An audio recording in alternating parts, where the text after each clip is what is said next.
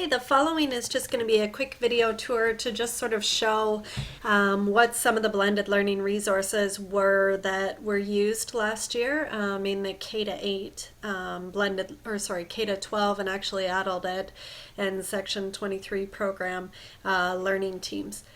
So up the top here, you'll see our website. It's just hpdsb.elearningontario.ca. But you also should be able to, in my new home, go to the web page for your school. And if you scroll down, you can type in your username and your password. So your username is just the front end of your email. I've got a 2 there just because I have a few different users, but it should just be A. Allison. And then your employee ID is your password. You can change that, and if you have reset it, if it won't let you in, just use the forget password link with the username that's that you normally use with your email, and it'll actually fire you out a reset to your board account. So once you log in, you're going to see a few different things. So your page likely won't be as busy as mine in terms of what's on there, but it might be. So down here is basically where all your courses are. So you can go in and look there, and you can actually activate any of your course by clicking on the little pencil. So activate means that automatically in the morning your class list is going to have every student who's in your class in the board automatically enrolled, and any teacher can do that from K to 12. And all of your Maplewood codes should be in there, so you can just go ahead and activate them, and your students automatically filter in with that process. So in terms of some of the things that teachers were using last year in our pilot, there's a few different things that you can preview over here. So these are all the resources that are being created by the Ontario Ministry of Education through eLearning Ontario. So this is actually a provincial, province-wide initiative. So what they're doing is they're creating a number of different courses that teachers can use and can share, however they like. So you can use these as e-learning, or they can be used as blended learning, so just in the classroom to sort of augment what you're already doing. If you are interested in getting these courses, you just actually have to send Roger Ramsey. I'll just put it up here. Just send him an email with what it is that you want to have added. So in order to sort of take a look around, let's just, I'm a science girl, so I'm going to take you down to this one because I think it's a pretty nice little course. Where is it? Oh, here. No, that's not the one I'm looking for, is it?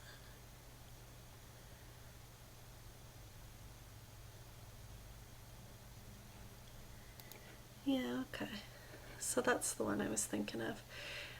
So if we go into that one, SNC4M, you'll notice that you just actually have to click on the little content up the top here, and then you're going to see a number of things. So within there, we'll see, 3 different units. All of the courses are sort of set up the same. How you use them is totally up to you, and that's part of what our learning teams were working on, was like, how am I actually going to use this with the kids that I have in front of me, and what do I need to use it for, and what are their learning needs that I'm trying to address here. So once you get in, you can see the expectations are there. There'll also be lesson content. Some of that will include videos. Sometimes there's interactive elements.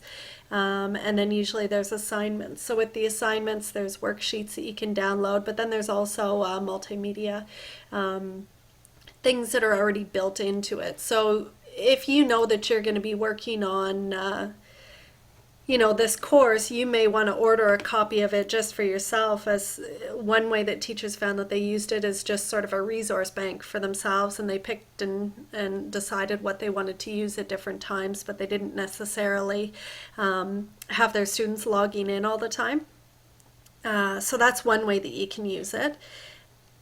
And teachers in the pilot last year did. Now the other way is you could use it where your students are on more regularly. So in terms of that, it might be like an e-learning course. So if you actually want to get involved in e-learning in the future, it's really good to spend some time with Desire to Learn, now called Brightspace, and actually learn how to navigate around, because you'll start to pick up all the skills that you need to sort of be more engaging in the way that you're teaching an online course. So it's good practice for that, to sort of flip and use it in your course, that maybe you might have the students just do one assignment, online, and you have them submit it to the Dropbox and that sort of thing, and you practice giving your descriptive feedback in different ways, like adding a rubric or those sorts of things.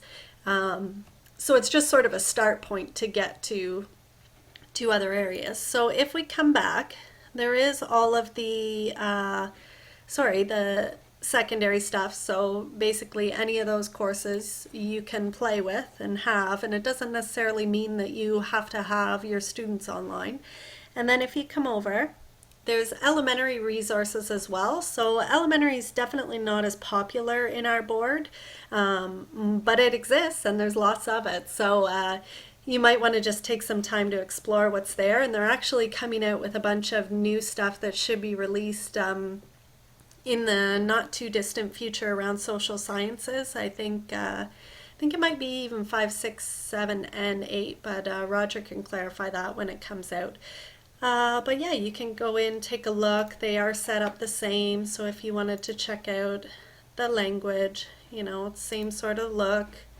And maybe to start, you just want your own copy and you want to learn how to do it. And then you can sort of move on to having your students do it. So you can see in this one, word collage, and then this means that it's an interactive element. And then there's an assignment that goes with it that the students would put in a Dropbox. So you can kind of get some lesson ideas in a quick, easy way. I know I'm now teaching kindergarten, so I'm using these things in my kindergarten class, thanks to Melissa Burns and Jay Stewart, who set up a nice little kindergarten class. So aside from that, when you come down, some of the other things that teachers were using, they liked the little toolkit. You get a direct link into Britannica here, so if your kids are working at home and you have them doing research, if they're logging in through D2L, or now called Brightspace, they can actually get directly onto Britannica to do some of their research from home. There's direct links into Bookflix, and they can access that from home. Should close that. You can give them their login information for Bitstrips and different things like that. My Blueprint, another thing, or IPP for the board. Some people were using that in conjunction with like the careers course materials. So you can kind of link all of these things together.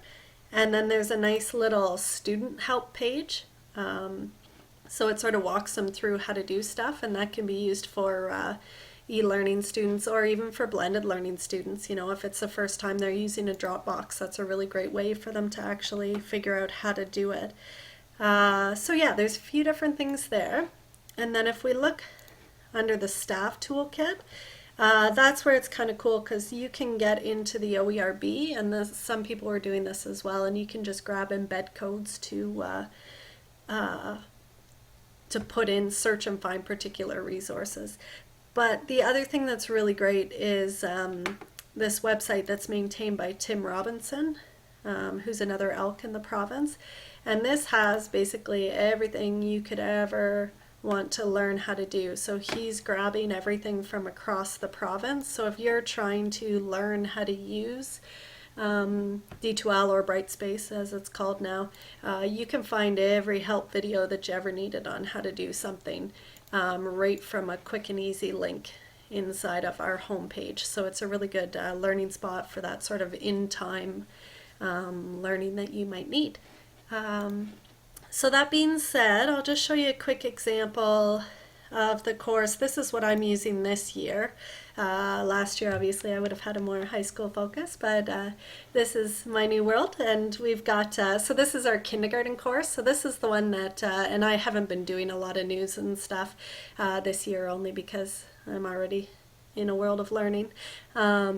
But if you come in, you can see this will take students directly into their e-portfolio, and there is a little app for that too that you can download on the school iPads or on your personal device. I have mine on my phone. It just makes it easy. And every student who comes into D2L actually has an account through there as well. So if you come over, you can see where Melissa and Jay actually took and set up all of the kindergarten resources into the different strands. So I know if I was to come in here, personal social development, I can find a nice, easy, quick activity that is to do with manners in the class. And this is actually one that I did with my students. And they liked it just because it was something that we did as a full class on the smartboard. So instead of having to search all over the place, you've got stuff that goes right with the curriculum, all nice and organized. So I don't know if this one, yeah, so here's Eating Smart. So yeah, there's lots of different stuff. Welcome to Eat Smart. Here. And obviously all different grade levels. So in terms of what the learning teams did last year, things were really all over the place because we had teachers from kindergarten, we had teachers from grade 12, we had teachers in section 23 programs, adult ed. So it really depends sort of what you're doing, what your focus would be, and Roger Ramsey will be able to tour you through that rather easily. So I think that's just kind of so that you could get a little overview.